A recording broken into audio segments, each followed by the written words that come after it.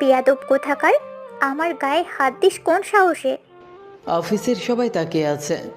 আমি কখন আপনাকে টাচ করলাম? আপনিই তো আমাকে ধাক্কা দিলেন। কি? তোর এত বড় সাহস আমার মুখে মুখে তর্ক করিস?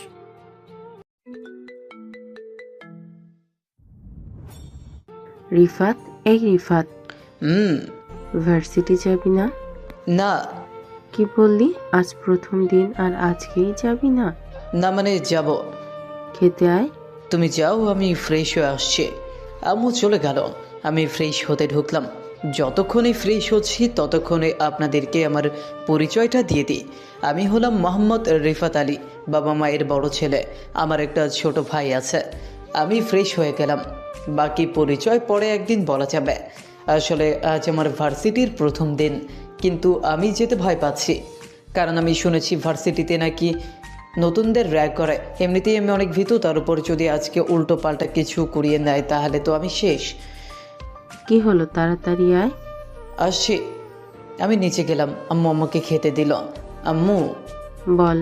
আজকে আমার সাথে ভার্সিটি চলো। কেন? আজকে আমার ভয় করছে। না, একাই যা। চলো না। তোর থেকে তো তোর ছোটটা বেশি সাহসী। আমি পেছন থেকে হাসির আওয়াজ আসছে, পেছনে তাকিয়ে দেখি আব্বু আর ছোট ভাই দুজনে মিলে হাসাহাসি করছে। এখন তো তাই দেখছি। আব্বু, তুমি আমার সাথে চলো না। আজকে একটা মিটিং আছে, তাই যেতে পারবো না। প্লিজ আজকে চলো না। আজ কোনোভাবেই যেতে পারবো না রে। দরকার হলে বডিগার্ড নিয়ে যা। থাক, এইসবের দরকার নেই আমার, আমি একাই যেতে পারবো। আচ্ছা, তোর বডিগার্ডে এত অ্যালার্জি কেন? আমি বিনা কারণে শো অফ করতে পছন্দ করি না ভাই। এই বলে ভার্সিটির উদ্দেশ্যে বের হয়ে আসছিলাম, কিন্তু পরক্ষণেই আবার আব্বুর কাছে গেলাম। টাকা দাও। কেন? টাকা না দিলে ভার্সিটিতে কেমন করে যাব? গাড়ি নিয়ে যা। না, বাসেই যাব। আচ্ছা, এই নে টাকা। আব্বু 2000 টাকা দিল। এত টাকা কিসের জন্য? এই সপ্তাহের পকেট মানি। আমি টাকা নিয়ে চলে গেলাম। বাসে করে ভার্সিটির সামনে এসে নামলাম। বাসায় তো অনেক রাগ দেখিয়ে এলাম, কিন্তু এখন ভার্সিটিতে ঢুকতে অনেক ভয় করছে। কোনো মতে ভেতরে ঢুকলাম, চারপাশে তাকিয়ে দেখলাম যে কিছু হচ্ছে কিনা। না, সব ঠিক আছে। তারপরেও আমার ভয় করছে। ভাবছিলাম দৌড়ে ক্লাসে চলে যাব, কিন্তু আমি ক্লাসরুম চিনি না। হেঁটে হেঁটে যাচ্ছিলাম, তখনই কে যেন পেছন থেকে ডাক দিল। এই ছেলে বলে ডাক দিচ্ছিল, তাই ভাবলাম অন্য কাউকে হয়তো ডাকছে। কে যেন আমার কাঁধে হাত দিল। পেছনে ঘুরে দেখলাম এক ভাই। জি, কিছু বলবেন? তোমাকে ডাকছি, শুনতে পাও না? সরি। জি বলেন, কি বলবেন? আমি না, ওখানে যাও। ওই গাছের ওখানে। হুম। আমি ওই গাছের ওখানে গেলাম, দেখলাম কয়েকটা ভাই দাঁড়িয়ে আছে। জি ভাইয়ারা, কিছু বলবেন? ওই, তোর ভাই কে রে? আমি তো ওদের দেখে অবাক। এরা সবাই মেয়ে, শার্ট প্যান্ট পরে আছে, তাই বুঝতে পারিনি এরা মেয়ে। সরি আপু, বুঝতে পারিনি। ঠিক আছে। ভার্সিটিতে নতুন এসেছিস? জি আপু। নাম কি তোর? আমি রিফাত। আচ্ছা, এখন যা। আমার ক্লাসটা কোন দিকে একটু বলে দিলে ভালো হতো। ডানে গিয়ে ডানে যা, প্রথমটাই তোর ক্লাস। ধন্যবাদ। আমি আমার ক্লাসে চলে এলাম। ক্লাসের সবাই আমার দিকে অবাক চোখে তাকিয়ে আছে। তোমাকে ওরা কিছু করেনি? না তো, আপুরা অনেক ভালো ছিল। তোমার ভাগ্য ভালো, আজকে সিমি ছিল না। কেন, সিমি আবার কে? ওদের লিডার। সব ক্লাস শেষ করে ভার্সিটি থেকে বাসায় ফিরছিলাম, তখনই আবার ওই আপুরা আমায় ডাক দিল। কোথায় যাচ্ছিস? বাসায়। কেন, তুই আড্ডা দিবি না? না, দেরি হলে আম্মু চিন্তা করবে। ওলে আমার আম্মুর বাবুলটা, এত বড় ছেলে হয়েও আম্মুকে ভয় পাস? আমি ভয় পাই না, সম্মান করি। চল। কোথায়? রেস্টুরেন্টে। যাব না। চুপ, বেশি কথা বলবি কিন্তু ভালো হবে না। তুই নতুন, তারপরও তোকে কিছু করিনি, এটা তোর ভাগ্য। আমি তো ভয়ে ঘামতে লেগেছি।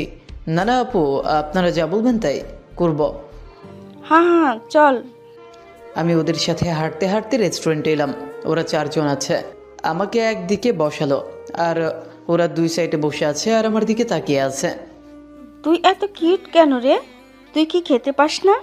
কেন আপু? তাহলে তুই এত চিকন কেন? এমনি। আমি খাবার খেয়ে যখন বিল দিতে যাব তখন আপুরা বলল বিল দিতে হবে না, ওনারাই বিল দিয়ে দিল আর আমার ফোন নাম্বার নিয়ে এলো। বাসে গেলাম, রাতে শুয়ে শুয়ে বই পড়ছিলাম, তখন কে যেন ফোন দিল, আননোন নাম্বার। কয়েকবার ফোন করার পর ধরলাম। কুত্তা, এতক্ষণ লাগে তোর ফোন ধরতে? কে আপনি? এইভাবে গালি দিচ্ছেন কেন? সাথী, আপু আপনি? জি বলেন, কি বলবেন? কাল ভার্সিটিতে এসে ক্যান্টিনে বসে থাকবি। জি ঠিক আছে।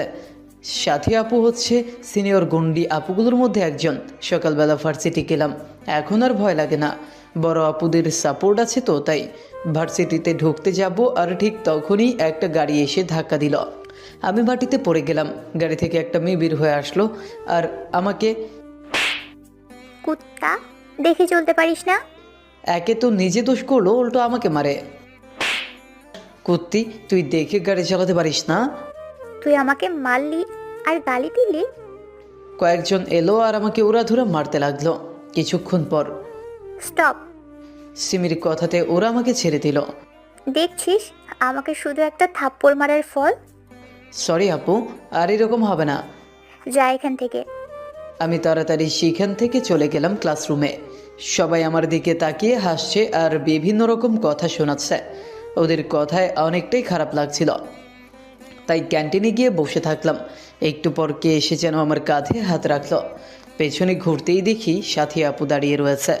কি হয়েছে রে তোর? কিছু না। তাহলে ক্লাস বাদ দিয়ে এখানে কেন বসে আছিস? ভালো লাগছে না তাই। এ কি, তোর কপাল থেকে রক্ত পড়ছে কেন? পড়ে গেছিলাম তাই। আমাকে বোকা পেয়েছিস তাই না? বল, কে মেরেছে? আমি মেরেছি। তুই ওকে কেন মেরেছিস? আমার সাথে বেয়াদবি করেছে আর চর মেরেছে তাই। ও তো ঠিকভাবে কথা বলতেই পারে না, তাহলে তোর সাথে কিভাবে বেয়াদবি করলো? কি, তুই ওই হ্যাবলা ছেলেটার কারণে আমাকে কথা শোনাচ্ছিস? হ্যাবলা আছে ভালো কথা, তবে তোর মতো অহংকারী না। আপনারা আমার কারণে নিজেদের মধ্যে ঝগড়া করিয়েন না প্লিজ। হ্যাবলা কোথাকার, তোর কারণে আজ আমার বেস্ট ফ্রেন্ড আমাকে কথা শোনাচ্ছে। তুই ওকে আবার কেন চড় মারলি? আজ তুই বেছে নে, হয় আমাকে না হয় ওই ছেলেটাকে। কেউ কাউকে বেছে নিতে হবে না, আমি নিজেই এইখান থেকে চলে যাচ্ছি। আমি সেইখান থেকে সোজা বাসায় চলে আসলাম। আমি চাই না আমার কারণে কারো বন্ধুত্ব নষ্ট হোক। আমার মার খেতে খেতেই মনে হয় জীবনটা যাবে। গোসল করে খেয়ে দিয়ে ঘুমিয়ে গেলাম। বিকেলে উঠে বাইরে হাঁটছিলাম, তখন সিমির সাথে দেখা। আমি সেখান থেকে চলে আসছিলাম আর ঠিক তখনই, আই হ্যাবলা, শোন এখানে। জি আপু কিছু বলবেন? তুই এখানে কি করছিস? আমার বাসায় এখানেই। যা এখন এখান থেকে। আমি তাড়াতাড়ি বাসায় চলে গেলাম। না জানি আবার কি করে বসে। এইসব অহংকারী মেয়েদের ওপর বিশ্বাস নেই, যখন যা ইচ্ছা করে দিতে পারে। এদের থেকে যতটা দূরে থাকা যায় ততটাই মঙ্গল। বাসায় এসে রুমে শুয়ে শুয়ে গেম খেলছিলাম, কে যেন কলিং বেল বাজালো।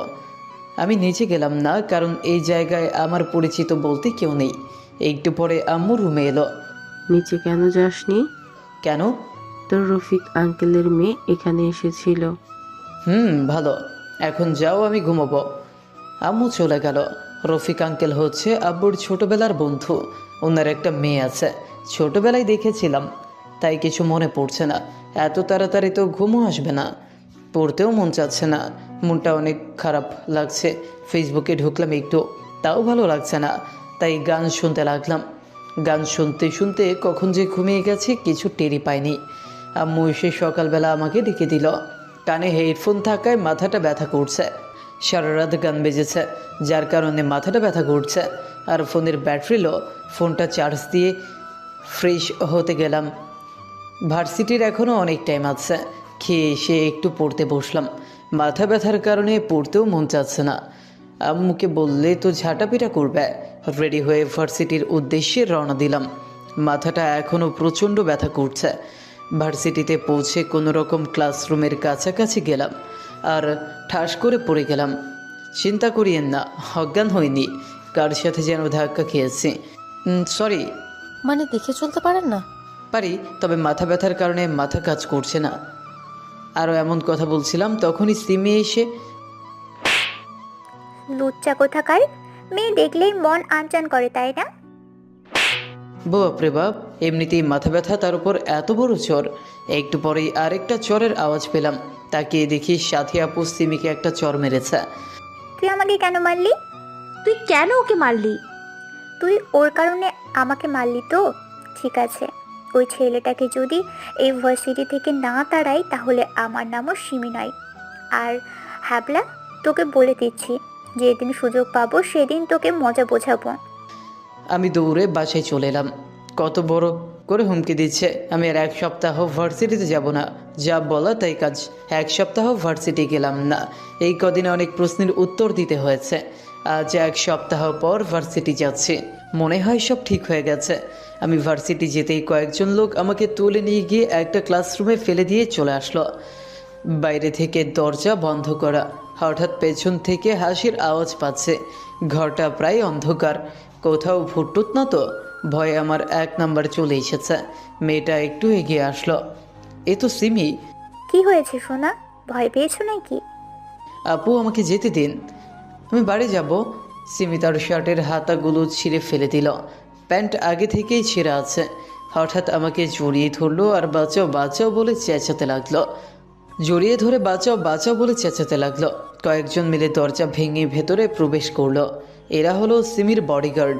তারা এসে আমাকে উড়োধরা মারতে শুরু করলো। মারতে মারতে ক্লাসরুমের বাইরে নিয়ে চলে এলো। সেখানে ভার্সিটির সবাই আছে। সিমি কাঁদতে কাঁদতে বলতে লাগলো, ওই ছেলেটা আজকে আমাকেই প্রপোজ করে, তবে আমি না করে দিই। তখনই সে আমাকে এই ক্লাসরুমে এনে আমাকে ধর্ষণ করার চেষ্টা করে। প্রিন্সিপাল আমার কোনো কথা না শুনেই আমাকে কয়েকটা থাপ্পড় মারে আর আমাকে টিসি দিয়ে দেয়। পুলিশকেও ফোন করা হয়েছে। সবাই আমার দিকে কেমন করে যেন তাকাচ্ছে। একটু পর পুলিশ এসে আমাকে ধরে নিয়ে চলে গেল। আমার আসল পরিচয় জানলে হয়তো পুলিশ তো দূরের কথা, টিসি দেওয়ার মতো সাহস পেত না। সব টাকার খেলা, যার টাকা আছে তার কাছে দুনিয়া হাতের মুঠোয় আছে। থানায় এসে আমাকে আবার মারতে শুরু করলো। আমি তো কোনো দোষ করিনি, তাহলে মারছেন কেন? বেশি বকিস না, তোকে তো 1 বছর আগে ছাড়বো না। কেন? এখনও তো কোর্টের রায় দেয়নি। এটা ম্যাডামের আদেশ। তার মানে সিমির আদেশ এটা টাকা দিয়ে কিনে রেখেছে। একটু পরে আব্বু এলো। আরে স্যার, আপনি কেন এত কষ্ট করে আসতে গেলেন? আমাকে একটু ফোন দিতেন শুধু। রাগ তোর চামচাগিরি। স্যার, আপনি এত রেগে আছেন কেন? আমার ছেলেকে কে অ্যারেস্ট করেছে? আপনার ছেলে কোনটা স্যার? একটু আগেই ওকে এখানে আনা হয়েছে। অফিসার বুঝে গেছে আব্বু কার কথা বলছে। অফিসার তাড়াতাড়ি এসে আমাকে জেল থেকে বের করলো। স্যার, আপনি আমাকে আপনার পরিচয় কেন দেননি? এমনি। স্যার, দয়া করে আমার চাকরিটা নিয়ে নেন না, আমার ভুল হয়ে গেছে। দেখব। আমি আর আব্বু বাসায় ফিরছিলাম। তোর ব্যাপারে যা শুনছি তা কি ঠিক? আমি আব্বুকে সব কিছু খুলে বললাম। জানি তুই এরকম কাজ করতে পারিস না, তাই সারিয়ে নিয়ে আসলাম। কিভাবে জানো? তুই যা ভীতু ছেলে, কোনো মেয়ের সাথে তো ঠিকভাবে কথাই বলতে পারিস না, ওইসব তো দূরের কথা। আব্বু, তুমি কিন্তু আমাকে অপমান করছো। মজা করলাম। আব্বু আমাকে টিসি দিয়ে দিছে। কি বলছিস? হুম। দাঁড়া, তোর প্রিন্সিপালের ক্লাস নিচ্ছি। থাক, তার দরকার নেই। তাহলে অন্য ভার্সিটিতে ভর্তি করাচ্ছি। আমি আর পড়বো না। তাহলে কি করবি? আমি চাকরি করব। পাগল হয়েছিস নাকি? না, আর পড়ালেখা করব না। তাহলে আমার কোম্পানিতেই তোকে ম্যানেজার পদে নিয়োগ দিতে হবে। আমি অন্য কোম্পানিতে কাজ করতে চাই। তোর তো এখনো পড়ালেখা শেষ হয়নি, কে চাকরি দেবে? আর নিজের কোম্পানিতে কাজ করতে কি অসুবিধা? আমি চাই না তোমার ক্ষমতার কারণে আমাকে লোকে সম্মান করুক। আর তাছাড়াও অন্য কোম্পানিতে তুমি আমাকে চাকরিতে ঢোকাবে। আচ্ছা, তুই যা বলিস তাই তো করতে হবে। বাসায় চলে এলাম। আমি আব্বুকে বলে দিয়েছি যেন 2 দিনের মধ্যে চাকরিটা পেয়ে যাই। গোসল করে খেয়ে দিয়ে ঘুমিয়ে গেলাম। পরের দিন। কোন জায়গায় চাকরি করতে চাস? ঢাকা, চট্টগ্রাম না রাজশাহী? রাজশাহীতে। আচ্ছা ঠিক আছে, 3 দিন পর অফিস শুরু হবে তোর। আরও নানান কথা বলে রুমে চলে এলাম। দেখতে দেখতে 2 দিন কেটে গেল। কাল থেকে অফিস, তাই আজ যাওয়ার জন্য প্রস্তুত হলাম। বাসায় কেউ রাজি নয় যে আমি বাইরে চাকরি করি, তাও অনেক জোর করে এলাম। প্রথম দিন হোটেলে কাটালাম। আজ থেকে প্রথম অফিস, অনেক এক্সাইটেড লাগছে। অফিসে গেলাম, পিয়ন আমাকে আমার ডেস্ক দেখিয়ে দিল। অফিসের সবাই অনেক ভালো। একটু পর বসের রুমে ডাক পড়লো। আমি অনুমতি নিয়ে ঢুকলাম। এটা তো আব্বুর বন্ধু। কেমন লাগছে অফিসে? অনেক ভালো স্যার। আরও কয়েকটা কথা বলে বসের কেবিন থেকে বাইরে আসছিলাম, আর তখনই আমি বাইরে বের হতে যাব, আর ঠিক তখনই কারোর সাথে যেন ধাক্কা খেলাম। তাকিয়ে দেখি এটা একটা মেয়ে।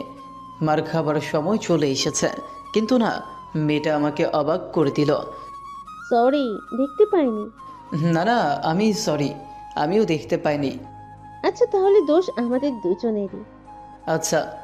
এখন আমার কাজ আছে, ফ্রি থাকলে কথা বলা যাবে। হ্যাঁ হ্যাঁ, অবশ্যই। মেয়েটা বসের কেবিনে ঢুকলো। আমি ডেস্কে গিয়ে বসলাম। সবাই শুধু আমার দিকে তাকিয়ে আছে। আমি কি কোনো দোষ টোষ করলাম নাকি? ভাই, তুমি তো অনেক ভাগ্যবান। কেন ভাইয়া? কারণ যে মেয়েটার সাথে কথা বললে সে তো একটুই রেগে বসে, কারোর সাথে ঠিক মতন কথাও বলে না, আর কথায় কথায় চড় মারে। হয়তো এমনি মারেনি।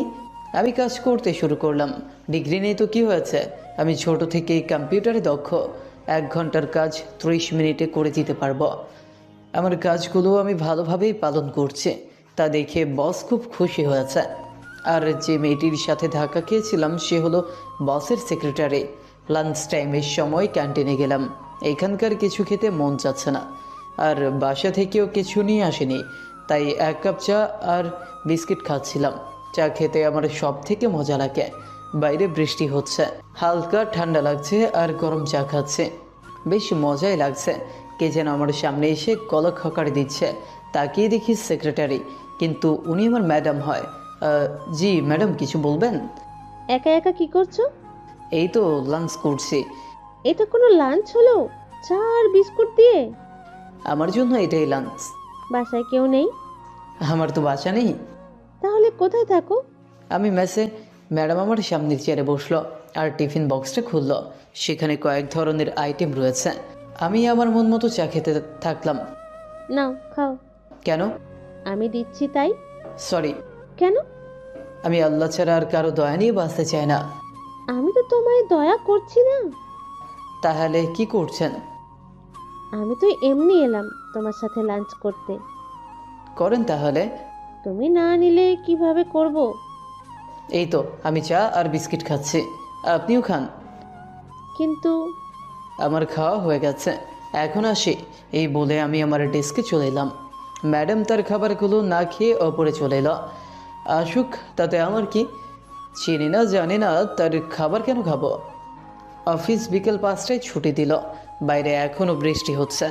যার যার কার আছে তারা আগেই চলে গেছে, কয়েকজন আছে শুধু।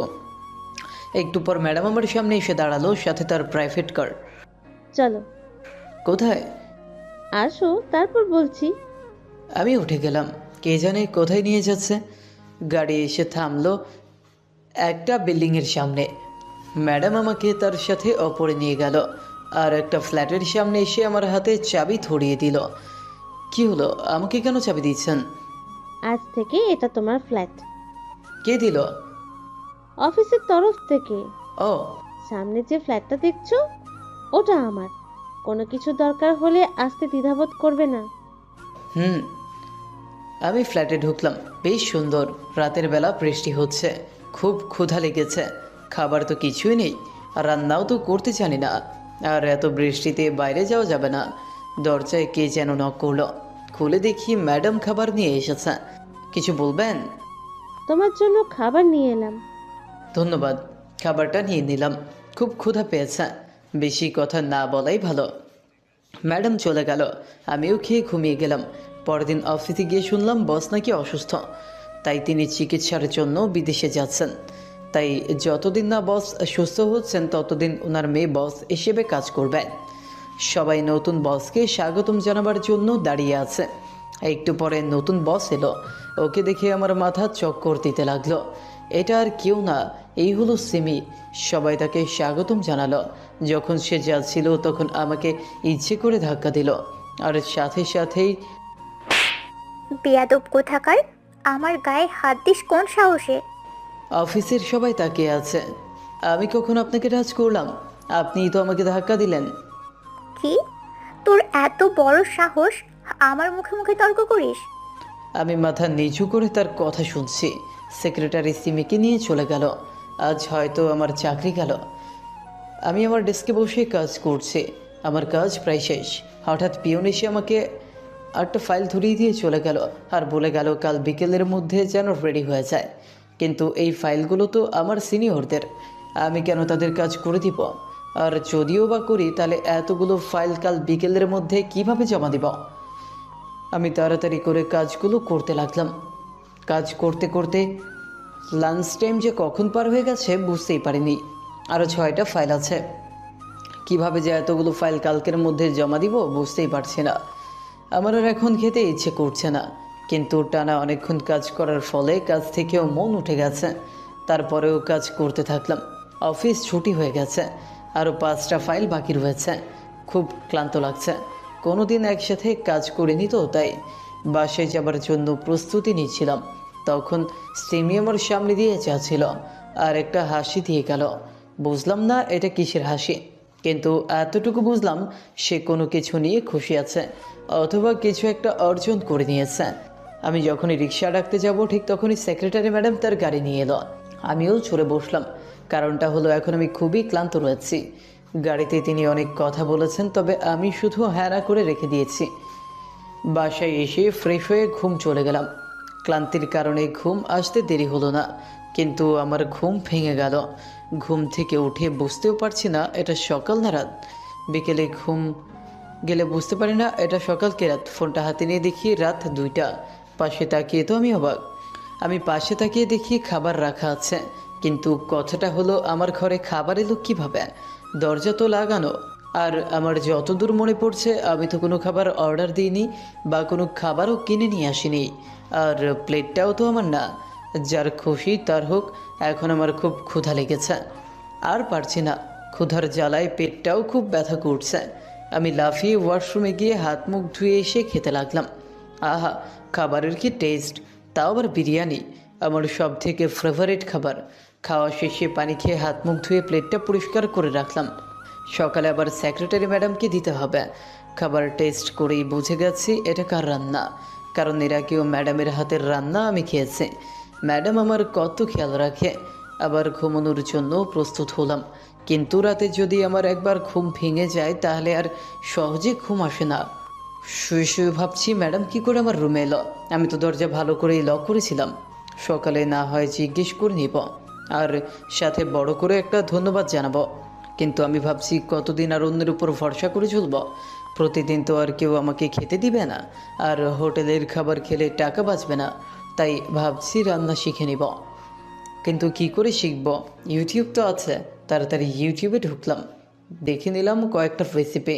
কাল অফিস থেকে ফেরার পথে প্রয়োজনীয় সব জিনিসপত্র কিনে আনব। এখন রাত 4টা বাজে, তারপরেও ঘুমের চিহ্ন নেই। কি করলে যে ঘুমোতে পারবো? সকাল সকাল অফিস যেতে হবে, না হলে ভাগ্যে থেরাপি আছে। যদি ভালো থাকতে চাই তাহলে খুব সাবধানতা বজায় রাখতে হবে। না জানি নতুন ম্যাডাম আবার কী করে বসে। ঘুম আসছে না, তাই গেম খেলতে লাগলাম। গেম খেলে খেলে ব্যাটারি লো করে দিয়েছি। মাথায় এখন প্রচণ্ড ব্যথা করছে। ঘড়ির দিকে তাকিয়ে দেখি 8টা বাজছে। আজ মনে হয় ভাগ্যে সত্যিই খারাপ কিছু আছে, কারণ আমার অফিস 9টায়। এখান থেকে অফিস যেতেই 30 মিনিট লাগে। তার উপর জ্যাম থাকলে তো কথাই নাই। তাড়াতাড়ি ফ্রেশ হয়ে রেডি হয়ে দিলাম দৌড়। রাস্তায় দাঁড়িয়ে আছি, কিন্তু কোনো গাড়ি পাচ্ছি না। বিপদের সময় সব দিক থেকেই বিপদ আসে, কিন্তু সেক্রেটারি ম্যাডাম গাড়ি নিয়ে এসে দাঁড়ালো। আমি তাড়াতাড়ি চড়ে বসলাম।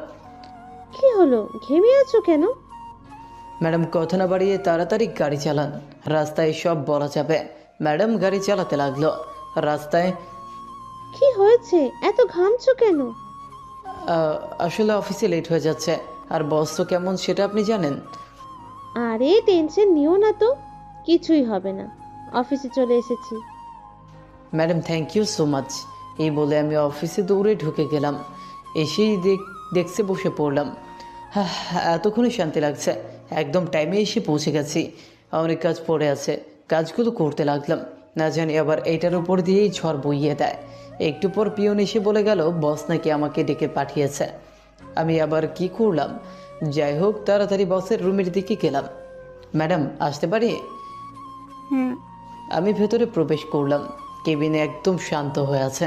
শুধু এসির শোষো আওয়াজ আসছে। মিস্টার রিফাত, জি ম্যাডাম। তুই জেল থেকে কেমন করে ছুটলি আর এখানে চাকরি পেলি কিভাবে? ম্যাডাম, আমি তো আপনার কোনো ক্ষতি করিনি, তাহলে আপনি আমার সাথে এইরকম কেন করেন? এটা তো সবে শুরু। তুই কি জানিস তোকে কেন এখনো তাড়িয়ে দিইনি? কেন? কারণ তোর সাথে আমার অনেক বোঝাপড়া বাকি আছে। আমি তো আপনার কোনো ক্ষতি করিনি, তাহলে কেন আমার সাথে এমন করছেন? কে বলল যে তুই আমার সাথে কিছু করিসনি? তুই প্রথম ছেলে যে আমার গায়ে হাত তুলেছিস, আমার সাথে খারাপ ব্যবহার করেছিস। তোকে কেমন করে ছাড়ি বল? সেটার জন্য আপনার কাছে ক্ষমা চেয়ে নিয়েছি। তবে আমি ক্ষমা করিনি। ম্যাডাম, অহংকার করিয়েন না, অহংকার হচ্ছে পতনের মূল। সিমি আমার সামনে এলো। কি বললি? না কিছু না। না না, আবার বল শুনি। না মানে কুত্তার বাচ্চা, তোর সাহস কি করে হয় আমাকে অহংকারী বলার? যা বলার আমাকে বলুন, আমার মা বাবাকে টানবেন না। কি করবি যদি তোর মা বাবাকে গালি দিই? কিছু করব না। কেন? জানে সাহস নেই? সাহস তো আছে, তবে আপনার মতো অহংকারী নয় যে যার তার গায়ে যখন তখন হাত ওঠাবা। হ্যাঁ, আমি অহংকারী, কারণ আমার বাবার টাকা আছে, তোর তো কিছুই নেই, ফকির একটা। আমি মানছি আমি ফকির, তবে আপনিও আমার থেকে কম না, কারণ টাকাগুলো আপনার বাবার। আপনার কিছু আছে? ফকির না আমি, কারণ আমি খেটে খাচ্ছি, আর আপনি তো আপনার বাবার টাকার করম দেখাচ্ছেন। যেদিন নিজে টাকা ইনকাম করে বড়লোক হবেন, সেদিন নিজেকে বড়লোক বলবেন। তোর সাহস কি করে হয় আমাকে অপমান করার? যা, বের হ। ম্যাডাম, একটা কথা মনে রাখবেন, সময় সব সময় এক থাকে না। আজ আপনার দিন চলছে, তবে একদিন আমারও সময় আসবে। এই বলে ডেস্কে এসে কাজ করতে লাগলাম। অনেক সময় নষ্ট হয়ে গেল। এমনিতেই এতগুলো কাজ, তার উপর আবার সময় নষ্ট হয়ে গেল। এখন এতগুলো ফাইল কম সময়ে কিভাবে কমপ্লিট করি? আমার তো মনে হচ্ছে কাজ যাতে পূরণ না করতে পারি, তার জন্যই আমাকে ওখানে ডেকে পাঠালো। কাজ না করতে পারলে হয়তো আরও অপমান করার সুযোগ পেয়ে যাবে, যেটা সিমি হাতছাড়া করতে চায় না। আমি তাড়াতাড়ি হাত চালাতে লাগলাম। লাঞ্চ টাইমেও কাজ করতে থাকলাম। কাজ করতে করতে হাত ব্যথা হয়ে গেছে, তবুও আমি আমার কাজ করতে থাকলাম। আর মাত্র একটা ফাইল আছে, আর সময় আছে 45 মিনিট। তারপরেও কাজ করতে লাগলাম। হাত অবশ্যই আসছে, হাতটা যে টিপব তারও উপায় নেই। পিয়ন এসে বলে গেল ম্যাডাম আমাকে ডাকছে। আমার কাজ হয়ে গেছে। আমি ম্যাডামের কাছে গেলাম। সিমি আমাকে দেখে একটা হাসি দিল। এটা একটা বিজয়ের হাসি। ফাইলগুলো কমপ্লিট করতে পেরেছেন মিস্টার রিফাত? জি ম্যাডাম, পেরেছি। আমার কথা শুনে সে অবাক। কই দেখি। নিন। সিমি ফাইলগুলোর দিকে অবাকভাবে তাকিয়ে আছে। সিমি ভাবছে কি করে এতগুলো ফাইল এত কম সময়ে কমপ্লিট করলো। এখন যা, কাল ফাইলগুলো দেখবো। আমি হোটেল থেকে খাবার কিনে বাসায় চলে গেলাম। খুব খুব খুব ক্লান্ত লাগছে, সাথে অনেক ক্ষুধা লেগেছে। ফ্রেশ হয়ে এসে একটু খেয়ে ঘুমিয়ে পড়লাম। ক্লান্তির কারণে ঘুম আসতে দেরি হলো না। ঘুম ভাঙলো রাত 8টার দিকে। মুখ হাত ধুয়ে এলাম। বিকেলের খাবারটা বেঁচে গেছে, তাই খাবারটুকু নষ্ট না করে খেয়ে নিলাম। খাওয়া হলে শুয়ে শুয়ে ফেসবুক চালাচ্ছিলাম। এতক্ষণে মনে শান্তি এসেছে। সিমিকে জব্দ করতে পারায় মনটা খুশি খুশি লাগছে, কিন্তু আমি জানি সিমি আমাকে ছাড়বে না। তবে আমি সামলে নিব। রোজ রোজ তো আর হোটেলের খাবার খাওয়া যাবে না, তাই রান্নার জন্য প্রয়োজনীয় জিনিসপত্র আনার জন্য বাজারে গেলাম। কিন্তু আমার চা খাওয়ার মনে হলো, তাই একটা রেস্টুরেন্টে ঢুকলাম। অনেক দিন থেকে চিকেন কাবাব খাইনি, ভাবছিলাম সেটাও খাবো। রেস্টুরেন্টে ঢুকে দেখি সিমি বসে আছে, সাথে একটা ছেলে মানুষ। আমাকে হয়তো দেখেনি, আর দেখলেই বা কে, ওর মতো আমি আমার মতো থাকবো। ওয়েটার অর্ডার নিয়ে গেল। সিমিদের দিকে তাকাতেই দেখি সিমি আমার দিকে চোখ বড় বড় করে তাকিয়ে আছে। থাক, আমার খাবার চলে এসেছে। আমি খাওয়াতে মন দিলাম। চিকেন কাবাবও আমার ফেভারিট। খাওয়া শেষে বিল দিয়ে চলে এলাম। জিনিসপাতি কিনে বাসায় চলে আসলাম। বাসায় এসে সব ঠিকঠাক করে রাখলাম। রাতে আর একটু ফেসবুক চালিয়ে ঘুমিয়ে পড়লাম। সকালে তাড়াতাড়ি ঘুম থেকে উঠে ফ্রেশ হয়ে রান্নার প্রস্তুতি নিলাম। আজ অনেক বড় একটা খাবার বানাবো। অনেক কষ্ট করে এই খাবারটা তৈরি করা শিখেছে, আর সেটা হলো ডিম ভাজি। কেউ হাসবেন না, ডিম ভাজি করা মুখের কথা না। কড়াইয়ে তেল ঢেলে নিলাম, কিন্তু ডিমটা যে ঢালবো সেটার সাহস হচ্ছে না। এক পা আগাচ্ছি তো 2 পা পেছনে ফেলছি। পেছন থেকে সেক্রেটারি ম্যাডাম ডাক দিল। রিফাত, কি করছো? রান্না করছি ম্যাডাম। এমন ভয় পেলে রান্না করতে পারবে? আসো, আমি শিখিয়ে দিচ্ছি। ম্যাডাম আসতে পারি? আসুন মিস্টার রিফাত আলী। কি ব্যাপার, আমাকে এত আদরে গলায় ডাকছে? নিশ্চয়ই কোনো গন্ডগোল পাকাবে। বসুন। আমি বসলাম। আপনার বেতন কত? 30,000 টাকা। তাহলে 30,000 টাকা নিয়ে কি কাজ করিস তুই? ফাইলে এত ভুল কেন? এই বলে ফাইলটা আমার মুখে ছুঁড়ে মারলো, যার ফলে ঠোঁট কেটে রক্ত বের হতে লাগলো। ফাইলের কোণাতে লাগার ফলে ঠোঁটটা কেটে গেছে। ঠোঁট কাটলে মুখটা কেমন যেন করে, অবশ অবশ লাগে। কথা বলতেও পারছি না ঠিক মতো। আমি মাথা নিচু করে বসে আছি আর বাম হাত দিয়ে ঠোঁটটা চেপে ধরে আছি। কি করে কাজ করিস এত ভুল হয়? কাজ হবে কি করে? সব সময় তো মেয়েদের চিন্তা মাথায় নিয়ে ঘুরে বেড়াস।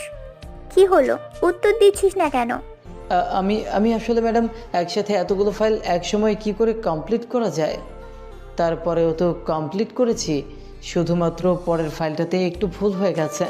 কি হলো, মুখে হাত দিয়ে কথা বলছিস কেন? আমার হাতটা মুখ থেকে সরালাম। সিমি আমার মুখের রক্ত দেখে তার মুখটা গোমরা করে নিল। সিমি হয়তো আমাকে কষ্ট দিতে চেয়েছিল, তবে হয়তো রক্ত বের করতে চায়নি। এখন বাসায় যা আর ডক্টরের কাছে গিয়ে মুখটা ভালো করে মুছে নিস। জি ধন্যবাদ ম্যাডাম। যা।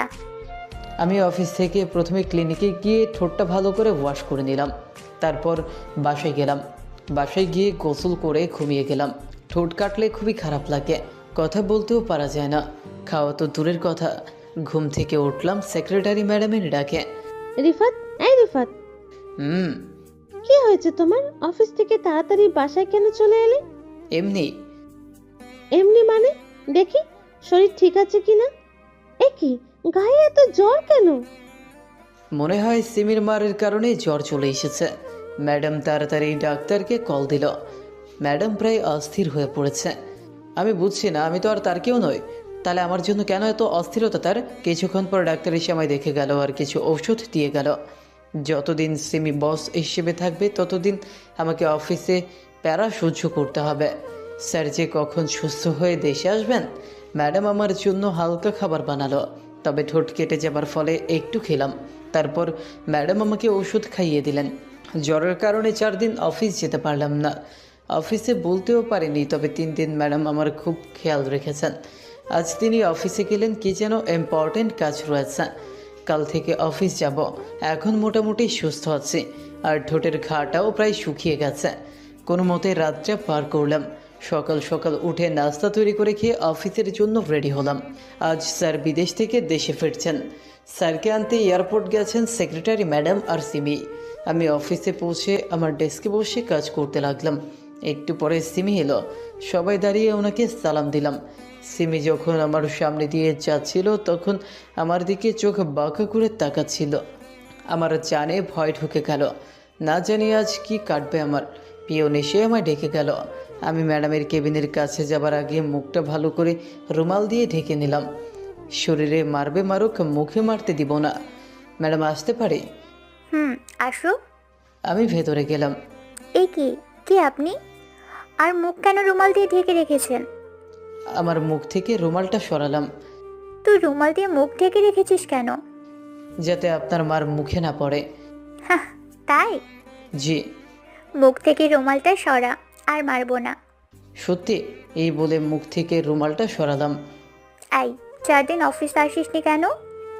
জ্বর হয়ে গিয়েছিল তাই। অফিসে জানাসনি কেন? সেই রকম অবস্থায় ছিলাম না। মুখ এত শুকিয়ে আছে কেন? কিছু খাসনি নাকি? কি করে খাবো বলেন? ঠোঁট কাটার ফলে কিছু খেতেই পারিনি। সিমের মুখটা কেমন যেন হয়ে গেল। সরি রে, রাগের মাথায় কি যে করে ফেলেছি নিজেই জানি না। আমি সিমের দিকে তাকিয়ে আছি। ভূতের মুখে রাম নাম যাকে বলে। কি হলো, এভাবে কেন তাকিয়ে আছিস? না না, এমনি। চল। কোথায় যাব ম্যাডাম? যা বলছি তা শোন। সিমির কথার আর কোনো উত্তর না দিয়ে তার সাথে চলতে লাগলাম। বেশি কথা বললেই আবার চর দিতে পারে। সিমিকে বিশ্বাস নেই, যখন তখন দিয়ে দিতে পারে। সিমি কাকে যেন ফোন করে ডাক দিল। সিমি আমাকে একটা রেস্টুরেন্টে নিয়ে গেল। আমি আর সিমি বসলাম। আমি দেখলাম যে এটা সেই ছেলে যে সিমির সাথে রেস্টুরেন্টে বসেছিল। আমি সিমিকে জিজ্ঞেস করলাম, এটা কি আপু? তোর দুলা ভাই। সত্যি? হুম। নাম কি দুলাভাইয়ের? জনি। ছেলেটা আমাদের এখানে এলো। Hi baby. হাই। ওকে। ছোট ভাই ধরে নাও। Hi bro. হাই। বলো কি খাবে? চিকেন কাবাব, চিকেন পিৎজা, নুডলস আর একটা কোল্ড ড্রিঙ্কস। আমি ভাবছি ও এতগুলো খাবে কি করে? দেখতে তো মোটামুটি আছে, তবে হাতের মতো খাবে কি করে? খাক, তাতে আমার কে? তবে মানতেই হবে জনি ছেলেটা বীরপুরুষ, না হলে গার্লফ্রেন্ডের টাকা খাবে, তা আবার এতগুলো। তুই কি খাবি? বিরিয়ানি হলেই হবে। ব্যাস, আর কিছু খাবি না? না। তার কারণেই তো তুই এত চিকন। চিকন বলবো না, এখন চিকন ছেলেদের ওপর সবাই ক্রাশ খায়, তাই চিকন হয়ে আছি। ওয়েটার আমাদের খাবার দিয়ে গেল, আমরা খেতে লাগলাম। আমি আর সিমি বিরিয়ানি খাচ্ছি, আর হাতিটা চিকেন কাবাব আর বাকি ডিশগুলো খাচ্ছে। শালা হাতি একটা, নালে এত খাবার একসাথে খাই কি করে? খাওয়া শেষে, জনি, তুই আজ এত কম খেলি কেন? মক নয়, বেশি খাবার। এ কি ভাই, এত কম খেলে তো আপনি দুর্বল হয়ে যাবেন। না ভাই, তুমি চিন্তা করিও না, বাসায় গিয়ে আরও খেয়ে নিব। এখানে এত খেলেও বাসায় গিয়ে আবার খাবে? আমার তো ভাবতেই অবাক লাগছে। আচ্ছা বেবি, এখন বাই, অফিসে কাজ আছে। বাই। এক হাত দিয়ে জড়িয়ে ধরল। ওদের এইভাবে দেখে মনটা অনেক খারাপ লাগলো। কেন লাগলো নিজেও বুঝতে পারলাম না। By bro. বাই। জনি চলে গেল। অফিসে যাবি না? যেতে তো হবেই, অফিসটা তো আর আমার শ্বশুরের না যে ইচ্ছে হলে যাব ইচ্ছে হলে যাব না। তাই? আপনাকে একটা কথা জিজ্ঞেস করব। কর। আপনি হঠাৎ এত চেঞ্জ হলেন কি করে?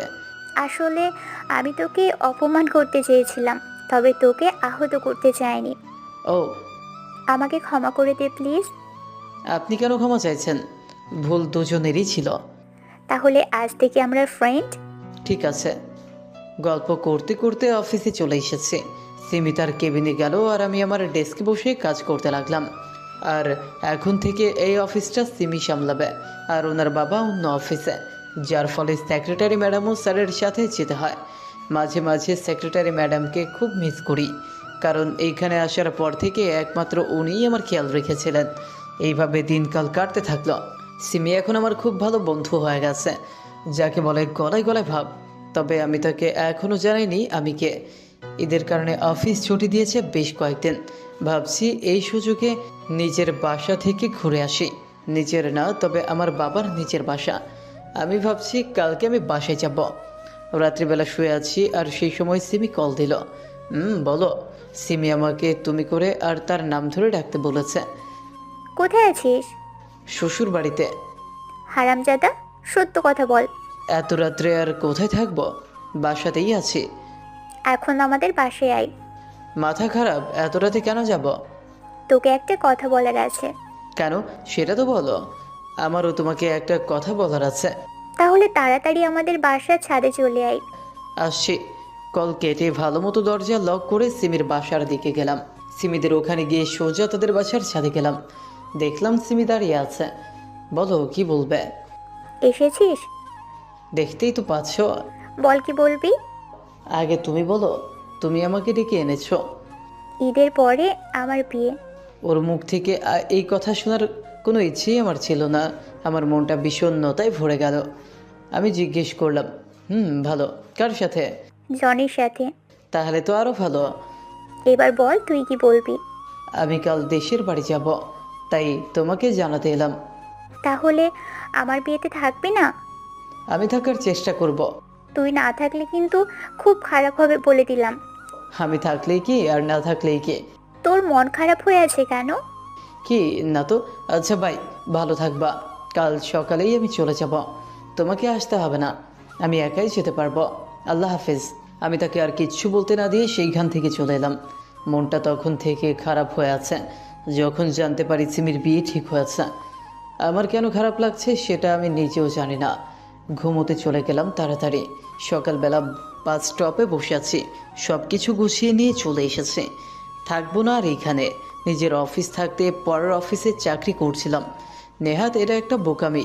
না হলে রাজকুমারের জীবন ছেড়ে রাখালের জীবন কি কেউ বেছে নেয়? এইখানে আর আসবো না, এখানে আপন বলতে তো কেউ নেই। বাস এসে গেছে, বাসে করে নিচের শহরটায় এলাম। যাই হোক, বাসে গেলাম। বাসে গিয়ে আরেক বিপদ, সবাই শুরু করে দিল কান্না। তাদের বুঝিয়ে রুমে গিয়ে ফ্রেশ হয়ে শুয়ে পড়লাম। কতদিন পরে নিচের জায়গায় এলাম। যাই হোক, অনেক আনন্দে দিন কাটতে থাকলো। ঈদ পার হয়ে গেছে, 2 দিন হলো। এই কয়েকদিন সিমি আমাকে অনেক কল দিয়েছে, তবে আমি রিসিভ করিনি। দুপুরের সময় যখন সবাই লাঞ্চ করছিলাম তখন। কালকে আমরা সবাই রাজশাহী যাচ্ছি। কেন? বন্ধুর মেয়ের বিয়ে। আমি বুঝে গেছি এটা সিমির বিয়ে, কারণ ওর আব্বু আর আমার আব্বু ঘনিষ্ঠ বন্ধু। আর তাছাড়াও আর না করিনি, আর কোনো মেয়ে নেই। যাবো না সেটা বলতেও পারলাম না। যাই হোক, সবাই গেলাম বিয়ে বাড়ি। সেখানে বাইরে সিমির আর জনির ছবি দেওয়া আছে। মনে দুঃখ আছে, তবে জনির ছবিটা দেখে মুখে হাসি ফুটে উঠল। আজ তো একটা হাতের লেগ পিস লাগছে ওকে। এই কদিনে আরও মোটা হয়ে গেছে। বিয়ের সময় হয়ে যাচ্ছে, তবুও হাতি আসেনি। না মানে বড় আসেনি, তাই হঠাৎ শোনা গেল বড় নাকি আসবে না। একটা মেয়েকে নিয়ে নাকি পালিয়েছে, আঙ্কেলের জন্য কষ্ট হচ্ছে। তবে হাসি পাচ্ছে আমার, হাতিটা নাকি মেয়ে নিয়ে পালিয়েছে। হাস্যকর, আঙ্কেলের তো খুব সম্মান এখানে। আর আমার আব্বু একজন সত্যিকারের বন্ধুর পরিচয় দিল। আমার বিয়ে দিয়ে দিল সিমির সাথে। সব কিছু করে টোরে ঘরের দিকে তাকিয়ে দেখি রাত 12টা বাজছে। বাসুর ঘরে গেলাম, ঢুকে দেখি সিমি ফোনে কথা বলছে। সিমি আমার কাছে এলো আর আমি ওর চর খেয়ে চোখে অন্ধকার দেখছে। কত জোরে মেরেছে তার কিভাবে বলবো। মনে হয় শরীরে যত শক্তি ছিল সবটুকু দিয়ে চরটা মেরেছে আমায়। কিন্তু আমি তো কোনো দোষ করিনি, তাহলে মারলো কেন? আমাকে চর দিলা কেন? সিমির রাগে ফুসছে, এমন রেগে আছে যে ওর ছুরির হাত কাঁপছে। চোখ লাল টুকটুকে হয়ে গেছে, মুখটা টমেটোর মতো লাল হয়ে আছে। কুত্তার বাচ্চা, তোর সাহস কি করে হয় আমাকে বিয়ে করার? মানে কি বলছো? ন্যাকা সাজছিস তাই না? বল কিসের জন্য আমাকে বিয়ে করেছিস? আগে শান্ত হও। কি শান্ত হব? হ্যাঁ, আমার সম্পত্তির উপর যদি তোর এতই লোভ ছিল তাহলে আমাকে বলতি, আমি তোকে সব দিয়ে দিতাম। ছলনা করার কোনো দরকার ছিল না। ছলনা মানে? একদম ন্যাকা সাজবি না, বুঝেছিস? আমি কি করেছি সেটা বলবে তো? অযথা এত মারছো কেন? তুই আমার সম্পত্তির লোভে আমাকে ছলনা করে বিয়ে করেছিস। কি বলছো কি? তোমার বিয়ে ভেঙে যাচ্ছিল, তোমার বাবা সমাজে মুখ দেখাতে পারতো না। আমি তোমাকে বিয়ে করে তোমার আর তোমার বাবার সম্মান বাঁচিয়েছি। Shut up! কত মিথ্যা বলবি তুই আর? হ্যাঁ, আমার বিয়ে তো তোর কারণেই ভেঙেছে। আমার কারণে মানে? কেন? তুই আর আব্বু মিলে জনিকে জেলে আটকে রাখিসনি? ও হ্যালো, তোমার পোষা হাতিটা কাউকে নিয়ে পালিয়ে গেছে, বুঝেছো? আর তোমাকে বিয়ে করার কোনো ইচ্ছেই আমার ছিল না। আমি যদি চুটকি বাজাতাম না, তাহলে তোমার থেকে সুন্দরী মেয়ের লাইন পড়ে যাবে। Just shut up! আমি জানি না, আমি কালকের মধ্যেই তোকে ডিভোর্স দিব। আমি তোমাকে এখনই দিব ডিভোর্স। এই বলে আমি বিছানায় গিয়ে শুয়ে পড়লাম। সিমি এসে আমাকে ধাক্কা দিতে লাগলো। এই হারামি, তুই নাকি এখনই আমাকে ডিভোর্স দিচ্ছিলি? কই তোর ডিভোর্স পেপার? তুমি পাগল হতে পারো, আমি না।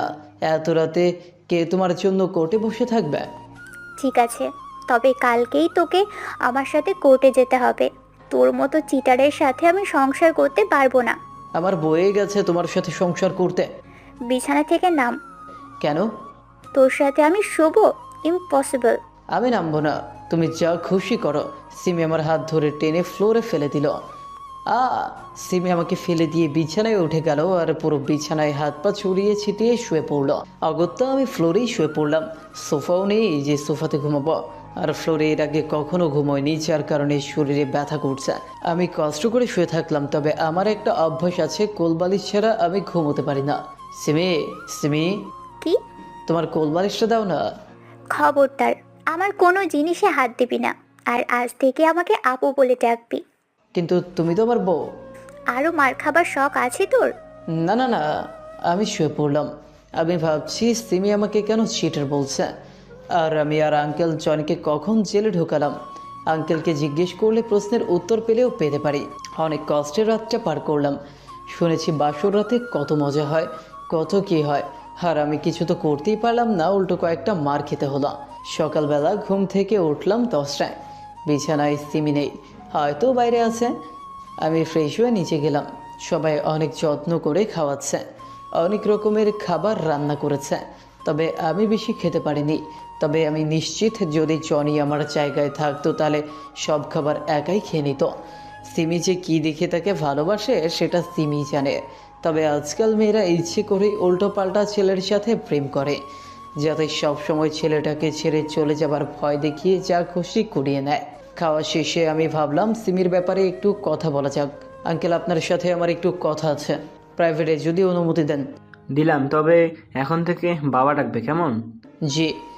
কি বলতে চাও? সিমি বলছিল জনিকে নাকি আপনি আর আমি আটকে রেখে সিমিকে বিয়ে করেছি। আসলে বাবা, ঘটনা হচ্ছে জনি ছেলেটা খুব লোভী। ও শুধু টাকার জন্য আমার মেয়েকে বিয়ে করতে চেয়েছিল। আমি যখন জনিকে সিমিকে ছেড়ে দিতে বলি তখন জনি আমার কাছে 2 কোটি টাকা চায়। তারপর আমি তাকে জেলে আটকে রেখেছিলাম, যতদিন না বিয়ে হয় ততদিন। তাহলে অন্য ছেলের সাথে বিয়ে দিতেন, আমাকে কেন ফাঁসালেন?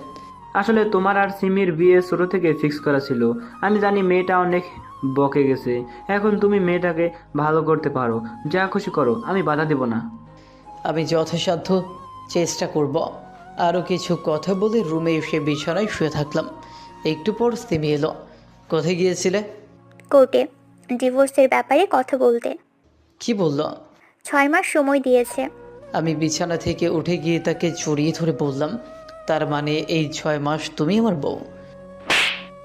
আমাকে টাচ করবি না। সিমি, কি হয়েছে তোর? আমার চোখের সামনে থেকে সর, না হলে আরেকটা দিব। দাও দেখি। নে, দিলাম। আমি কারো বাকি রাখি না। মানে? নে, আমিও দিলাম। আমার চরটা সামলাতে না পেরে সিমি মেঝেতে ছিটকে পড়ে যায়। রাগের কারণে চরটা একটু বেশি জোরে দিয়ে ফেলেছি। আমি ওয়াশরুমে গিয়ে মুখ হাত ধুয়ে দেখি সিমি এখনও মেঝেতে পড়ে আছে। ব্যাপার কি? কয়েক মিনিট হয়ে গেল, সিমি ওঠা তো দূরের কথা, নড়াচড়াও করছে না। সিমির আবার কি হলো? আমি সিমির পাশে গিয়ে বসে দেখলাম সিমি অজ্ঞান হয়ে গেছে, আর ঠোঁটটাও হালকা কেটে গেছে। আমি সিমিকে কোলে করে বিছানায় শোয়ালাম। স্যাপলন দিয়ে মুখটা ভালো করে পরিষ্কার করে দিলাম। পানি এনে তার মুখে হালকা করে ছেটাতে লাগলাম। অনেকক্ষণ হয়ে গেল, তারপরেও সিমির জ্ঞান ফিরছে না। 16 মিনিট ধরে অজ্ঞান হয়ে আছে। ভাবছি হাসপাতালে যাই, সিমিকে কোলে নিব। আর তখন সিমি পিট পিট করে চোখ খুলে তাকায়। এতক্ষণ সে আমার মধ্যে কতটা ভয় কাজ করছিল সেটা বলে বোঝাতে পারবো বলে মনে হয় না। সিমি চোখ খুলতেই আমি সিমিকে জড়িয়ে ধরি। কেন ধরলাম নিজেও জানি না।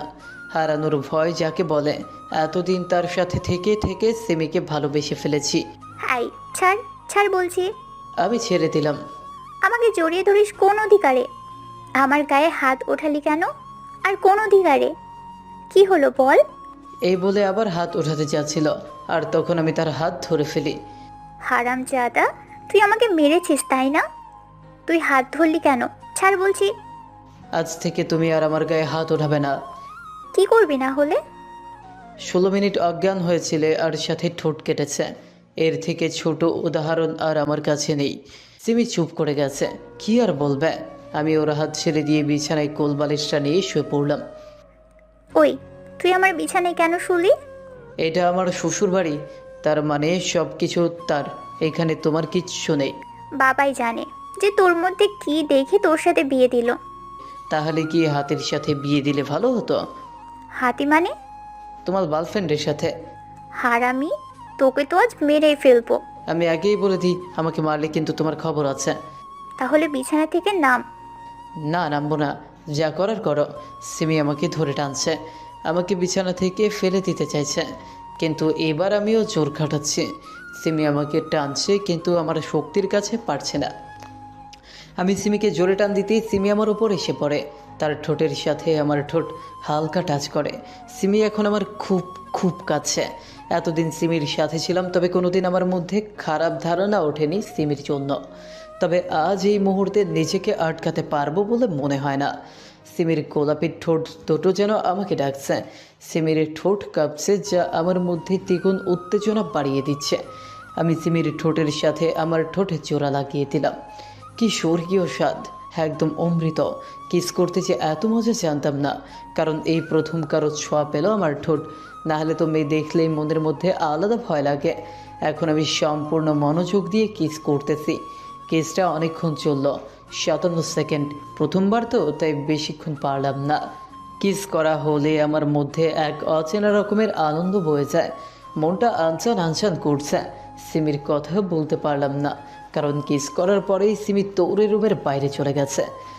আমি কোলবালিশটা নিয়ে ঘুমিয়ে পড়লাম। স্বপ্নতেও আজ খুশি খুশি লাগছে। সকালে ঘুম থেকে উঠেই মেজাজ গরম হয়ে গেল, কারণ সিমি আমার কাছ থেকে কোলবালিশটা নিয়ে নিয়েছে আর সেটা নিয়ে এখন আরামে ঘুমোচ্ছে বিছানার এক পাশে। কিন্তু আমার ভালো লাগছে যে এখন আমরা এক বিছানায় আছি। সিমি গভীর ঘুমের মধ্যে আচ্ছন্ন রয়েছে। ঘুমন্ত সময় কতই না মায়াবী লাগছে। সিমি অহংকারী হলেও অন্যদিক দিয়ে ভালো। আমি আস্তে আস্তে সিমির খুব কাছে গিয়ে শুয়ে পড়লাম। ভাবছি জড়িয়ে ধরবো কিনা। ধুর, এত ভাবার কি আছে। সিমিকে জড়িয়ে ধরে নিলাম।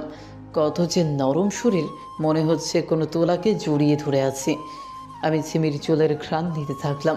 ঘ্রাণটাও সেই। আমি সিমির চুলগুলো সরিয়ে দিলাম আর তার কাঁধে মুখ গুজে থাকলাম। এমন ভান করে ধরে আছি যেন সিমি বুঝতেও না পারে আমি জেগে আছি। সিমির ঘুম ভেঙে গেছে। সিমি আমার কাছ থেকে ছুটতে চাইছে, তবে আমি তার পায়ের ওপর পা দিয়েছি, হাতের ওপর হাত আর কাঁধে মুখ দিয়ে আছি। এত সহজে কি আর ছুটতে পারে? সিমি অনেক ছটফট করতে লাগলো, যার কারণে সিমিকে ছেড়ে দিলাম। সিমি ফ্রেশ হতে ঢুকলো। ফ্রেশ হবার পর নিচে গেল আর তারপর আমিও লুঙ্গি ডান্স দিতে দিতে ফ্রেশ হতে ঢুকলাম। ফ্রেশ হওয়ার পরে খেতে গেলাম। সিমি খেয়ে ওপরে চলে গেল।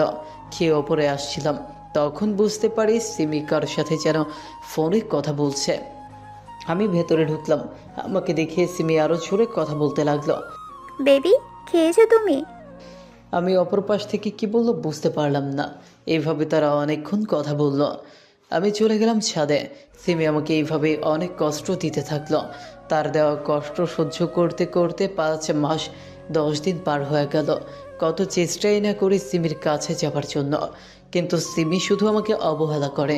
কত অপমান হয়েছে তার হিসাব নেই। অফিসে জনি এসে ঘন্টার পর ঘন্টা সিমির সাথে বসে থাকতো। আমার সহ্য হতো না এত কিছু।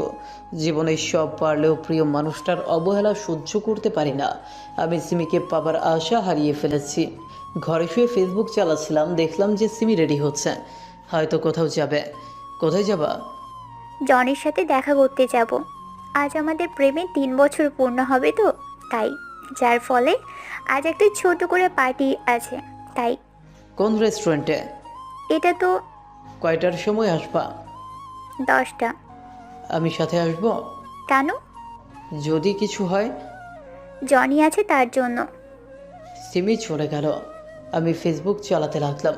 রাত 11টা বাজছে। সিমির আসার নাম গন্ধ নেই। আমি দুশ্চিন্তায় পড়ে গেলাম। গাড়ি নিয়ে বের হয়ে গেলাম রেস্টুরেন্টের উদ্দেশ্যে, যেখানে সিমির যাবার কথা ছিল। হঠাৎ শুনতে পেলাম কেউ হেল্প মি বলে চেঁচাচ্ছে। আমি গাড়িটা থামালাম। আওয়াজটা আসছে রাস্তার পাশে থাকা কুড়ে ঘর থেকে। তার মানে কাউকে ধর্ষণ করার চেষ্টা করছে। আমি সেখানে গেলাম। দরজার বাইরে থেকে উকি মেরে দেখি 3টা ছেলে একটা মেয়েকে ধর্ষণ করার চেষ্টা করছে। মেয়েটাকে দেখে আমি আটকে উঠলাম, কারণ এটা সিমি আর তাকে ধর্ষণ করার চেষ্টায় রয়েছে জনি। আমি ভাবছি ওদের আটকাবো নাকি আটকাবো না, কারণ সিমিকেও একটা শিক্ষা দেওয়া উচিত। দেখুক ওর কোনো বয়ফ্রেন্ড কতটা ভালো। নিজে তো করবেই, সাথে আবার 2টা বন্ধুও নিয়ে এসেছে। কিন্তু হাজার হলেও সিমি আমার বউ। তাকে কি করে এত বড় বিপদের মধ্যে ফেলব? যদিও আর কয়েকটা দিন পরে আর সে আমার বউ থাকবে না, তবে আমি তার এত বড় সম্পদ নষ্ট হতে দিব না। কারণ তো একটাই, ভালোবাসি। ওদের কিভাবে আটকাবো তাই ভাবছি। ভাবতে ভাবতেই তারা প্রায় গভীরে চলে যাচ্ছে। সিমির হাতটা ছিঁড়ে দিয়েছে, না আর ভাবা যাবে না। আশেপাশে ভারী কিছু খুঁজতে লাগলাম। যদি কিছু পাই। একটা বাঁশ পেলাম। আর কিছু না ভেবে বাঁশটা হাতে নিয়ে ঘরে ঢুকে গেলাম। তুই এখানে কি করছিস? আমি দেখতে এলাম তোরা কি করছিস। তাই নাকি? শুনলাম গত 6 মাসে নাকি সিমি তোকে কিচ্ছু করতে দেয়নি। হ্যাঁ, কদিন পর নাকি তোদের ডিভোর্স। আয় তাহলে আমাদের সাথে জয়েন কর আর মজা লুটে নে। সেটা তো করতেই হবে। জনি মনে হয় আমার কথা শুনে খুব খুশি হয়েছে, তাই তার 32টা দাঁত দেখিয়ে হাসছে। সিমি আমার দিকে ড্যাব ড্যাব করে তাকাচ্ছে। হয়তো সে ভাবতে পারেনি আমি এসব কথা বলবো। সাব্বাস বেটা, তুই আসল পুরুষ। হ্যাঁ, তবে আমার একটা শর্ত আছে। কি? আমি এখন সিমিকে নিয়ে বাসায় যাব। আর যা করার সেখানেই করব। নিয়ে যাস, তবে আগে আমরা ভোগ করে নিই, তারপর তোর যা ইচ্ছা করিস। তুই সিমিকে ছাড়। ছাড়বো না, এত সুন্দর মা শুধু তোর মতো বোকা তো তাই ছাড়ে, বুঝলি? ওর কথা আর সহ্য হলো না, দিলাম বাঁশের একবারই সোজা তার মাথায়। ওকে মারার ফলে ওর দুই বন্ধু আমাকে মারতে এলো। একটাকে নিচে দিলাম আর একটাকে পেটে। ব্যাস, মারপিট শেষ। জনিত অজ্ঞান, বাকি দুইটা উঠতে পারছে না। কি হলো, চলো। আমি সিমিকে নিয়ে বাসায় চলে আসলাম। রাস্তাতে কেউ কারোর সাথে কথা বলেনি। বাসায় এসে সিমি ফ্রেশ হয়ে কাপড় পরে বের হলো, কিন্তু ওর ডান হাতটাকে বাম হাত দিয়ে চেপে ধরে আছে। কি হয়েছে হাতে? কিছু না। দেখে সিমি তার হাত দেখালো। হাতটা অনেকখানি কেটে গেছে। কি করে কাটলো বলো বলছি? জনি কেটে দিয়েছিল। ও, ঔষধ লাগিয়ে ব্যান্ডেজ করে নাও। আমি নিচে শুয়ে পড়লাম। সিমির সাথে আর এক বিছানায় শুয়ে থাকা যাবে না। এমনিতেই কয়েকদিন পর একাই ঘুমোতে হবে। অযথা মায়া বাড়িয়ে লাভ নেই। সিমির মায়া আমাকে কাটাতেই হবে। রুমের লাইট চলছে, অন্ধকার ছাড়া আবার আমার ঘুম আসে না। কি যে করি? উঠে ব্যালকনিতে গেলাম। চাঁদটা মেঘের আড়াল থেকে একবার উঁকি দিচ্ছে, আবার লুকিয়ে যাচ্ছে, ঠিক যেন লুকোচুরি খেলছে। ব্যালকনি থেকে রুমে এসে ঘুমোতে যাব, আর তখনই সিমের দিকে নজর গেল। মুখে এখনও স্পষ্ট ভয়ের ছাপ রয়েছে। সিমির হাতের দিকে তাকালাম। হাত থেকে তো এখনও রক্ত পড়ছে। হাতে ব্যান্ডেজ করে নি। কত অলস, যেভাবে রক্ত বের হচ্ছে সেভাবে সারা রাতের রক্ত পড়লে সকাল হতে হতেই সিমের মৃত্যু হতে পারত। আমি ওষুধের বাক্সটা আনলাম, এনে হাত পরিষ্কার করে মলম লাগিয়ে ব্যান্ডেজ করে দিলাম। সিমির হয়তো খুব ব্যথা করছে। সিমি, সিমি, আয় সিমি। সিমি পিটপিট করে তাকালো। কি হলো? না, ওষুধটা খেয়ে নাও। কিসের ওষুধ? ব্যথার। সিমি খেয়ে নিল ওষুধটা। এবার ঘুমিয়ে যাও। ঘুম আসছে না। কেন? মাথা ব্যথা করছে তাই। মাথা ব্যথার ওষুধ দিব? মাথায় হাত বোলালে ঘুম চলে আসবে। ও, একটু দাও না হাত বুলিয়ে। আমি আর কথা না বাড়িয়ে সিমির মাথায় হাত বোলাতে লাগলাম। সিমির মাথায় হাত বোলাতে বোলাতে কখন যে আমি ঘুমিয়ে গেছি বুঝতেই পারিনি। মাঝরাতে ঘুম ভেঙে গেল। সিমি থর থর করে কাঁপছে, আমাকে অনেক শক্ত করে জড়িয়ে ধরে আছে। বুঝলাম জ্বর এসেছে, তাই তার মাথায় জলপট্টি দিতে লাগলাম। সিমির জ্বর এসেছে হয়তো ব্যথার কারণে। সিমির জ্বর 9 দিন থাকলো। এই 9 দিনে সিমির অনেক সেবা করেছি। হাত কেটে যাবার ফলে খেতে পারতো না, তাই নিজ হাতে খাইয়ে দিয়েছি। আরও কত কি করেছে। আজকে ডিভোর্সের লাস্ট ডেট। আজ সিমিকে হারিয়ে ফেলবো নিজের জীবন থেকে, আর হয়তো সুযোগ পাবো না সিমির পাশে থাকার। কে যেন কলিং বেল বাজালো। দরজা খুলে দেখি কুরিয়ার বয়। সে একটা খাম দিল, আমি সাইন করে নিয়ে নিলাম। খামটা খুলে দেখি ডিভোর্স পেপার। কি আর করব, এত চেষ্টার পরেও যদি আমি তার মন জয় না করতে পারি তাহলে তো আর কিছুই করার নেই। এতদিন হয়তো একটু অধিকার ছিল তার প্রতি, তবে আজ থেকে আর কিছুই থাকবে না। আমার চোখ কেন যেন চলছে, চোখে আবছা দেখছি। নিজের অজান্তেই কখন যে চোখে পানি এসে জমা হয়েছে তা নিজেও জানি না। ভাবাভাবিটি তো আর কিছুই নেই। সিগনেচারটা করে দিই, তাহলে হয়তো সিমি খুশিই হবেই না কেন। আজ থেকে তো আর কেউ তার পাশে ঘুরঘুর করবে না, কেউ তো আর বেহায়ার মতো তার পেছনে পড়ে থাকবে না। কত অপমান সহ্য করেছি শুধুমাত্র তার সাথে একটু কথা বলার জন্য। সুখে থাকুক ভালোবাসার মানুষটা। আমি ওপরে গিয়ে আমার লাগেজটা নিয়ে চলে আসলাম নিচে। আমি জানতাম এরকম কিছু একটা হবে, তাই গত রাতে সব কিছু গুছিয়ে রেখেছিলাম। সিমি ওয়াশরুমে ছিল, যার কারণে আমাকে এখন দেখতে পেল না। আমাকে দেখেই বা আর কী করবে। আমি ডিভোর্স পেপারে সাইন করতে যাবো, কিন্তু করতে পারছি না। আমার হাত কাঁপছে, মনে এক অজানা ভয় কাজ করছে। বেশিক্ষণ এখানে থাকা ঠিক হবে না, তাই তাড়াতাড়ি ডিভোর্স পেপারে সাইন করে দিলাম আর বেরিয়ে গেলাম বাসার উদ্দেশ্যে। বাসে করে সোজা চলে এলাম ঢাকায়। রাস্তায় এত জ্যাম কি আর বলবো, তারপরেও কষ্ট করে আসতে হলো, কারণ আপনজন বলতে তো মা বাবা আর ভাই ছাড়া কেউ নেই। বাসায় আসতে আসতে সন্ধ্যা পার হয়ে গেল। বাসায় যেতে আরও 15 মিনিট মতো সময় লাগবে। ছোটটার সাথে অনেকদিন দেখা নেই, তাই তার জন্য অনেকগুলো চকলেট কিনলাম। খুশি হয়ে যাবে তাহলে আমার আদরের ছোট ভাইটা। একজন কষ্ট দিলে তার জন্য তো আর অন্য কাউকে কষ্ট দিতে পারবো না। সে গাছে যাক, সিমি ওর মতো জীবন কাটাবে, আমি আমার মতো জীবন কাটাবো। রিক্সাতে করে বাসার দিকে গেলাম। বাসায় কলিং বেল চাপ দেওয়ার 2 মিনিট পর ছোট দরজা খুলল। আমাকে দেখে লাফিয়ে আমার কোলে চলে এলো। বাসায় থাকলে কিন্তু ও এরকম করতো না, কিছুদিন বাইরে থাকাতে ভালোবাসা বেড়ে গেছে। আচ্ছা ভাই এখন ছাড়, চল ভেতরে চল। ভেতরে যেতেই কে রে, কখন আসলি? এখনই। হঠাৎ করে আসলি যে? কেন, আমি আসাতে কি তোমার সমস্যা হলো নাকি? তা কেন হবে? তাহলে এত প্রশ্ন কেন? বৌমা কোথায়? ওর কি যেন কাজ রয়েছে তাই বাইরে গেছে, আর আমি বোরিং ফিল করছিলাম তার জন্যই এখানে চলে এলাম। ভালো করেছিস, যা ফ্রেশ হয়ে আয়, অনেক জার্নি করে এসেছিস। ওপরে এসে ফ্রেশ হয়ে নিলাম। ডিভোর্সের কথা এখন কাউকে বলা যাবে না, যত সম্ভব সবার সামনে ভালো করে চলতে হবে। আমি চাই না আমার কথা জেনে আমার পরিবার কষ্ট পাক। আমি নিচে খেতে গেলাম। আজ অনেকদিন পর মায়ের হাতের রান্না খাবো। খেয়ে দিয়ে ছোটকে নিয়ে ওপরে এলাম, তাকে চকলেটের ব্যাগটা দিয়ে দিলাম। চকলেটে পেয়ে যে কি খুশি বলে বোঝানো যাবে না। আমার এখন অনেক ঘুম পাচ্ছে, ক্লান্তির কারণে হয়তো। চোখ বোঝা মাত্রই ঘুম চলে এসেছে। সকালে ফজরের আজান শুনে ঘুম ভেঙে গেল। এই সময় আমার ঘুম খুব কম ভাঙে, রাতে তাড়াতাড়ি ঘুমানোর ফলে হয়তো এখন ঘুম ভেঙে গেল। অনেক দিন থেকে বাইরে হাঁটা নেই, তাই ভাবলাম হেঁটে আসা যাক। প্রথমে মসজিদে গিয়ে নামাজ পড়লাম, তারপরে হাঁটতে বের হলাম। সকালে ফুরফুরে বাতাস শুধু শরীরকে না মনটাকেও ফ্রেশ করে দেয়। কত ভাবছি সিমির কথা মনে করব না, তারপরেও শুধু সিমির কথা মনে পড়ছে। মনটাও বড্ড ব্যাহায়া হয়ে যাচ্ছে, যে বেশি কষ্ট দেয় তার কথাই বেশি মনে পড়ে। ভাল লাগছে না কিছুই, মনটাও বিরক্ত হচ্ছে। বাসে গিয়ে খেয়ে রুমে গিয়ে শুয়ে থাকলাম। এভাবেই কিছুদিন কাটলো। সিমিকে ছাড়া মাথায় আর কিছু ঢোকে না, কিন্তু আমি ভাবলাম সিমি তো আমাকে ছেড়ে সুখে আছে, তাহলে আমি কেন পারবো না সিমিকে ছাড়া সুখে থাকতে। প্রথমে নিজের ক্যারিয়ার গড়ে তুলব, পরের টুকু পরে দেখে নিব।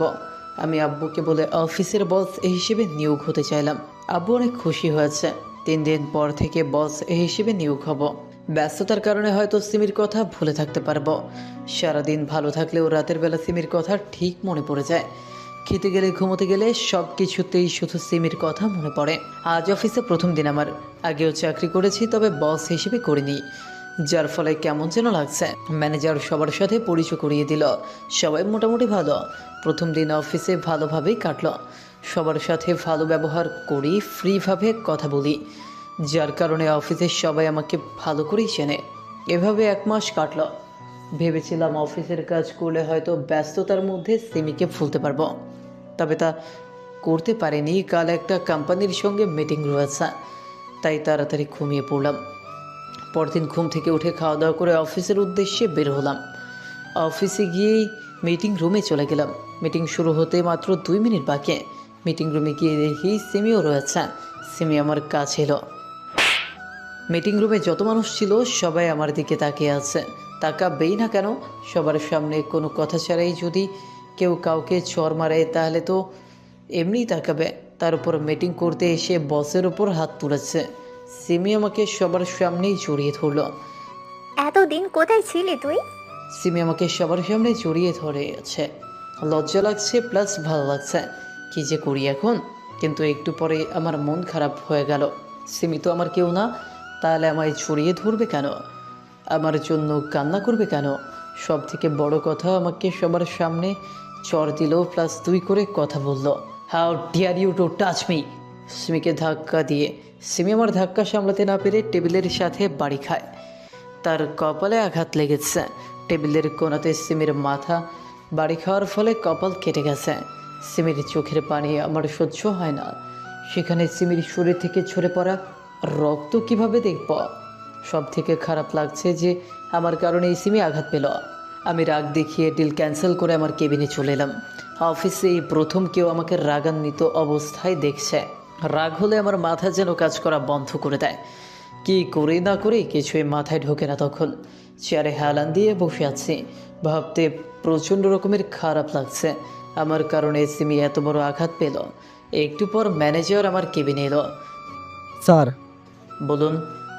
আসলে স্যার, কি হয়েছে সেটা বলুন। আপনার সাথে একজন দেখা করতে চায়। কে সে? একটু আগে যে আপনাকে চর মারলো সে। এখনও তাকে অফিসে কে রেখেছে? 1 মিনিট সময় দিলাম। যদি তাকে বের না করতে পারেন তাহলে আপনার আজকেই আমাদের কোম্পানিতে শেষ দিন। জি জি জি স্যার। কি বললো আপনার স্যার? ম্যাডাম, দয়া করে আপনি এখান থেকে চলে যান, না হলে আমার চাকরি চলে যাবে। আপনি সরুন, আমাকে ঢুকতে দিন। সরি ম্যাডাম, পারবো না। ধুর, সরুন তো। সিমি ম্যানেজারকে ধাক্কা দিয়ে সরিয়ে আমার কেবিনে চলে এলো আর ভেতর থেকে লক করে দিল যাতে কেউ ভেতরে আসতে না পারে। কি হলো, অফিসে এখনো কেন রয়েছেন? তোর সাথে কথা আছে। কে আপনি যে আমাকে তুই করে বলছেন? আমাকে চিনিস না? না। সিমি আমার কাছে এলো আর আমাকে জড়িয়ে ধরলো। এত জোরে জড়িয়ে ধরেছে যে নিঃশ্বাস নিতেও পারছি না। আমি সিমিকে জোর করে ছাড়িয়ে নিলাম।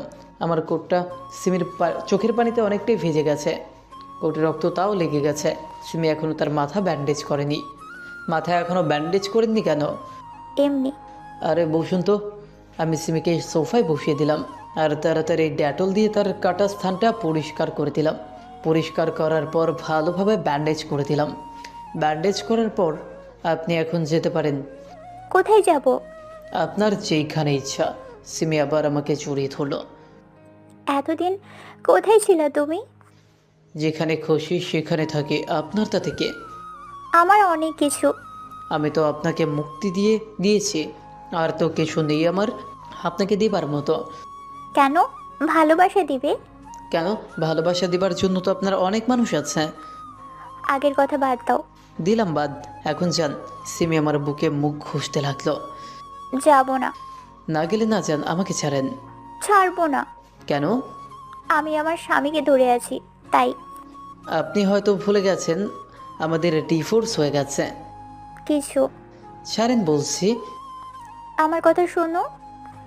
শুনবো না। সিমি আমার সাথে জোরাজুরি করতে লাগলো। লজ্জা করে না তোর পরপুরুষকে জড়িয়ে ধরতে? আমি সিমির আর কোনো কথা না শুনে অফিস থেকে বের হয়ে চলে আসলাম। ধুর, কিচ্ছু ভালো লাগছে না, মন খারাপ, তাই চলে গেলাম পার্কে। একা থাকলে মন ভালো হয়ে যাবে। অনেকক্ষণ পার্কে থেকে একটা রেস্টুরেন্টে গেলাম। অনেক রাত হলো আর খিদেও পেয়েছে অনেক। রেস্টুরেন্ট থেকে খেয়ে বাসে চলে গেলাম। ছোট ভাই দরজা খুলল, আম্মুকে দেখতে পেলাম না। আমি রুমে গিয়ে ফ্রেশ হয়ে ঘুমিয়ে পড়লাম। সকালে ঘুম থেকে উঠে দেখি সিমি আমাকে জড়িয়ে ধরে শুয়ে আছে। আমি হাসলাম, কারণ আমার প্রত্যেকটা সময় মনে হয় সিমি আমার পাশে রয়েছে। এরকম প্রায় হয়। এখনও হয়তো ঘুমের ঘরে আছি, তাই আবার চোখ বন্ধ করে শুয়ে থাকলাম। একটু পর আমার মনে হলো কেউ আমার গালে হাত দিয়ে রয়েছে। আমার ঠোঁটে হালকা করে চুমু দিল। আমি চোখ খুলে দেখি এটা সিমি। তার মানে এটা স্বপ্ন না। আমি উঠেই সিমি আমার কাছে চর খেয়ে অবাক দৃষ্টিতে তাকিয়ে আছে। তোকে রুমে ঢোকার পারমিশন কে দিয়েছে? রুমে ঢুকেছিস ভালো কথা, জড়িয়ে ধরার সাহস পেলি কোথায়? পরপুরুষকে জড়িয়ে ধরতে লজ্জা লাগে না তোর? কি হলো, কে কথা শুনতে পাচ্ছিস না? তুমি আমার স্বামী, তোমাকে জড়িয়ে ধরতে কি অনুমতি দরকার? আমি তোর স্বামী নই, তোকে ডিভোর্স দিয়ে দিয়েছি, মনে নেই? কিন্তু। চুপ, আর একটাও কথা বলবে না। আমার কথাটা তো শোনো। যদি 1 মিনিটের মধ্যে আমার রুম ত্যাগ না করিস তাহলে কিন্তু ভালো হবে না বলে দিচ্ছি। রাগ করছো কেন? আগে আমার কথাটা তো শোনো। সর, দূরে সর। না, সরবো না। থাক তাহলে, আমিই গেলাম। রাগ দেখিয়ে ওয়াশরুমে ঢুকে পড়লাম। ফ্রেশ হয়ে রুমে এসে দেখি সিমি এখনো আগের অবস্থাতেই আছে। বসে বসে চোখের পানি ফেলছে। আমার খারাপ লাগছে। তাও ওকে যদি শিক্ষা না দিই তাহলে ও ঠিক হবে না। কি হলো, এখনো বসে আছিস কেন তুই? না মানে। কি মানে? যা, রুম থেকে বের হ। সিমির হাত ধরে টানতে টানতে আমার রুম থেকে বের করে দিলাম। একটু পরে ছোট এসে খাবার জন্য ডেকে গেল। আমি খেতে গেলাম। খাবার টেবিলে আব্বু আম্মু আর ছোট বসে আছে, আর সিমি সবাইকে খাবার পরিবেশন করে দিচ্ছে। সিমিকে দেখতে কিন্তু অনেক সুন্দর লাগছে। এখন আর শার্ট প্যান্ট পরে নেই, সুন্দর একটা কালো রঙের শাড়ি পরে আছে। কি হলো, বস। আমি বসে মাত্রই সিমি আমার প্লেটে খাবার তুলে দিল। ভাবলাম খাবো না, রাগ দেখিয়ে উঠে যাব, কিন্তু না খেলে তো আমারই লস, তাই খেতে লাগলাম। মা, এখন তুমিও বসে পড়ো। না মা, আমি পরে খেয়ে নিব। আহা, খেয়ে নাও তো। জি। সিমিও বসে পড়লো। সবাই মিলে খাচ্ছে। খাবারটা অনেক সুস্বাদু হয়েছে। আম্মু। বল।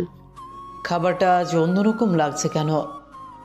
আজকের খাবারটা সিমি আর আমি দুজনে রান্না করেছি, তাই। সিমি কোনটা করেছে? ডিম ভাজি। সিমি মনে হয় অনেক খুশি হয়েছে। তার জন্যই বলি এত বাজে টেস্ট কেন? ছি, এইসব খাবার কেউ খায় নাকি? আমি আর না খেয়ে উঠে চলে আসলাম রুমে। সিমির মুখটা তখন দেখার মতো ছিল।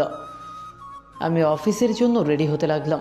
সব রেডি, তবে সমস্যা হলো আমি টাই পরতে পারি না। প্রত্যেকটা দিন আম্মুর কাছে বেঁধে নিই। আম্মু, কি হলো? টাইটা বেঁধে দাও, অফিসের জন্য লেট হচ্ছে। একটু পরে আম্মু এলো। নাও তাড়াতাড়ি বাঁধো, লেট হচ্ছে। পেছনে ঘুরে দেখি আম্মু নয়, সিমি দাঁড়িয়ে আছে। দাও বেঁধে দিই। দরকার নেই, অফিসে যেতে লেট হয়ে যাবে। নাও। সিমি টাইটা আমাকে বেঁধে দিচ্ছে। যখন সে আমার খুব কাছাকাছি আসছে তখনই তার শরীরের ঘ্রাণ আমাকে পাগল করে দিচ্ছে। এত সুন্দর ঘ্রাণ কোথাও পেয়েছি বলে মনে হয় না। আমি চোখ বন্ধ করে তার ঘ্রাণ নিতে থাকলাম। হয়ে গেছে। কি? টাই বাঁধা। ও হ্যাঁ, থ্যাঙ্কস। আমি আর দাঁড়িয়ে না থেকে সোজা অফিসে চলে গেলাম। অফিসে কাজ করছি, কে যেন কল দিল। হ্যালো। অফিসে পৌঁছে গেছো? হুম লাঞ্চ করে নিও। সিমির সাথে কথা বলতে অনেক ভালো লাগে, তবে এখন তাকে যদি ইগনোর না করি তাহলে সিমি সারা জীবন আমাকে সস্তা ভাববে। দেখি কয়দিন সিমি আমার বাজে ব্যবহার সহ্য করতে পারে। যদি আমায়ও সত্যিকারের ভালোবেসে থাকে তাহলে হাজার খারাপ আচরণ সহ্য করে সে আমার পাশে থাকবে। লাঞ্চ টাইমে সিমি অনেক কল দিয়েছিল, কিন্তু আমি ধরিনি, ফোন অফ করে রেখে দিয়েছে। অফিস শেষে ক্লান্ত শরীর নিয়ে বাসে ফিরলাম। নিচে কাউকে দেখতে পাচ্ছি না। আমি আমার রুমে গিয়ে দেখি সবাই বসে আছে আর সিমি শুয়ে আছে। তোর ফোন বন্ধ কেন? চার্জ নেই। আব্বু আরও কয়েকটা কথা শুনিয়ে দিল। সিমি অজ্ঞান হয়ে গেছিল, তাও নাকি আমার কারণে। আমি না খাওয়া পর্যন্ত নাকি উনি খাবেন না, আর না খেয়ে অজ্ঞান হয়ে গেছে। ভাবের শেষ নাই। একটা সময় কত বাজে ব্যবহারটাই না করেছে, আর এখন পীড়িতের শেষ নাই। সবাই বাইরে গেল। আমি তোকে না খেয়ে থাকতে বলেছে? না। তাহলে তোর কারণে বকা খেতে হলো কেন? সরি। আমি আর কথা না বাড়িয়ে ফ্রেশ হয়ে ছাদে গেলাম। রাত 8টা পর্যন্ত ছাদে থাকলাম। বৃষ্টি হতে শুরু করলো, তাই নিচে চলে গেলাম। রাতের খাবার খেয়ে ঘুমোতে চলে গেলাম। বাইরে বৃষ্টি হচ্ছে আর বিদ্যুৎ চমকাচ্ছে। সিমি দৌড়ে এসে আমার উপর শুয়ে পড়লো, জড়িয়ে ধরে আছে। ভালোই লাগছে। কি হলো? বিদ্যুৎ চমকাচ্ছে, আমার ভয় করছে। প্লিজ কিছু বলিও না। বাইরে ঝিরঝির বৃষ্টি হচ্ছে, পুরো পরিবেশটা যেন প্রেমের মাদকতা চড়াচ্ছে। সিমিও কম না, আমার গালের সাথে তার মুখ ঘষছে, আমার বুকে হাত বোলাচ্ছে, আমার পায়ের সাথে তার পা ঘষছে। নিজেকে আটকাতে খুব কষ্ট হচ্ছে। আমি কিছুদিন পর সিমিকে মেনে নিব। এই ছাড়ো, কি করছো? আমার দিকে তাকাও। কিছু বলতে চেয়েছে, তার আগে সিমি আমার ঠোঁটের কাছে তার ঠোঁট নিয়ে চলে এলো। তার ঠোঁটের সাথে আমার ঠোঁট হালকা স্পর্শ করে আছে। সিমি আমার মাথার পেছনে হাত বোলাচ্ছে। সিমির ঠোঁট কাঁপছে। আর কত নিজেকে ধরে রাখবো? আমি ওকে জড়িয়ে ধরে কিস করতে শুরু করলাম। আমি ভেবেছিলাম এটা শুধু কিস পর্যন্ত থাকবে, কিন্তু নিচের নিয়ন্ত্রণ হারিয়ে ফেলায় অনেক কিছু হয়ে যায়। হয়তো সিমিও এটাই চেয়েছিল। রাতে সিমিকে বুকে নিয়ে ঘুমিয়ে গেলাম। সকালবেলা ঘুম ভাঙলো কারো হাতের ছোঁয়াপে। সিমি আমার বুকে হাত দিয়ে আছে। আমি ভাবলাম বেশি প্রতিশোধ নেওয়া ঠিক হবে না। আমিও তো সিমির ভালোবাসা চাই, তাহলে অযথা আগের কথা মনে করে কষ্ট দেওয়া ঠিক হবে না। এতে তো দুজনেরই কষ্ট হচ্ছে। ঘুম ভাঙলো তোমার? আচ্ছা, তুমি থাকো, আমি ফ্রেশ হয়ে আসি। এত তারা কিসের? তারা বলছো? এখন সকাল 8টা বাজে। মাত্র 8টা? বাড়ির কাজ কে করবে শুনি? আম্মু আছে তো। আম্মুই যদি থাকে তাহলে আমি কিসের জন্য? তুমি আমার জন্য। তাই? তাই। আচ্ছা, একটা কথা জিজ্ঞেস করব? করো। তুমি তো এখন আর আমার বউ না, তাহলে কাল রাতে? আমি এখনো তোমার বউ রয়েছি। আমি তো তোমাকে ডিভোর্স দিয়ে দিয়েছি। কিন্তু আমি দিইনি। কেন? কারণ তোমাকে আমি ভালোবাসি তাই। কখন থেকে? যখন তুমি আমার ইজ্জত বাঁচালে, আর জ্বরের সময় আমার কত সেবা করলে। তোমাকে আমি কত কষ্ট দিয়েছি, তারপরেও তুমি আমার কাছে ভালোবাসা পাওয়ার জন্য কত কিছুই না করেছো। আরে পাগলি, কান্না করছো কেন? আসো, বুকে আসো। বুকেই তো আছি। আমি আরো জোরে জড়িয়ে ধরো। হয়েছে, এখন ওঠো, নাস্তা বানাতে হবে। আচ্ছা যাও। সিমি ফ্রেশ হতে ঢুকলো। বুঝতে পারলাম সিমি গোসল করছে, আমাকেও তো করতে হবে, তাই আমিও গেলাম। বাথরুমের দরজায় ঠক ঠক করে দুটো বাড়ি দিলাম। সিমি বাথরুমের দরজা খুলে দিল। আমি ভেতরে ঢুকে গেলাম। গোসলখানার ঘটনাটা বলতে পারছি না, দরজা লাগানো তো। গোসল সেরে সিমি আগে বের হলো, আমি আরও 5 মিনিট পর বের হলাম। রুমে এসে দেখি সিমি আয়নার সামনে বসে চুল মুছছে। শরীরে নীল রঙের 3 পিস, সব কিছু ম্যাচিং করে পড়ে আছে। ঠোঁটে হালকা গোলাপি লিপস্টিক, কপালে ছোট কালো টিপ, নীল চুড়ি, মানে সব কিছু একেবারে পারফেক্ট। সিমি চুল মুছে আমার দিকে ঘুরল। আমি সাথে সাথেই সিমিকে আমার বাহু ডোরে আবদ্ধ করলাম।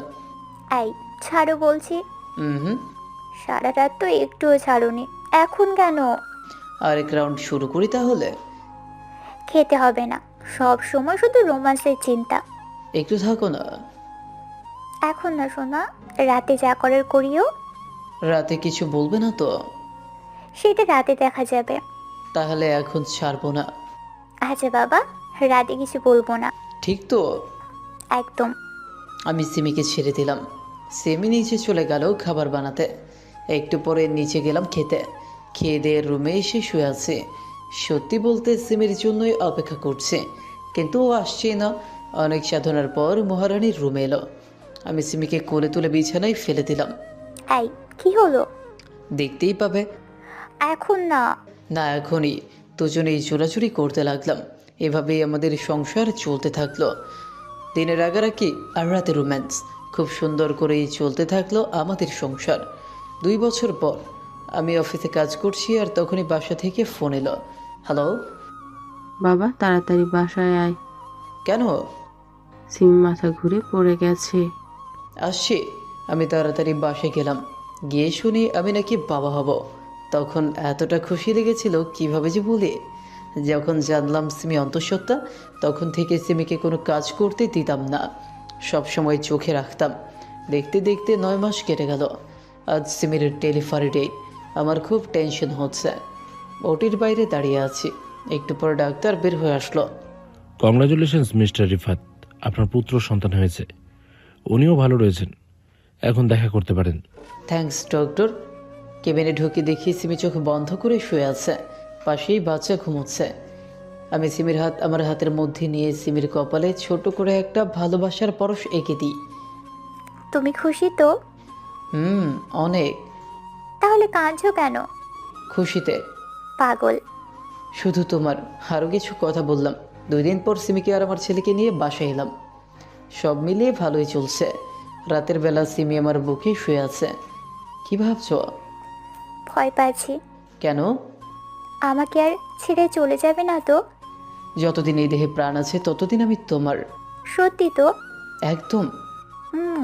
কি হলো এটা? ভালোবাসা। কি হলো এটা?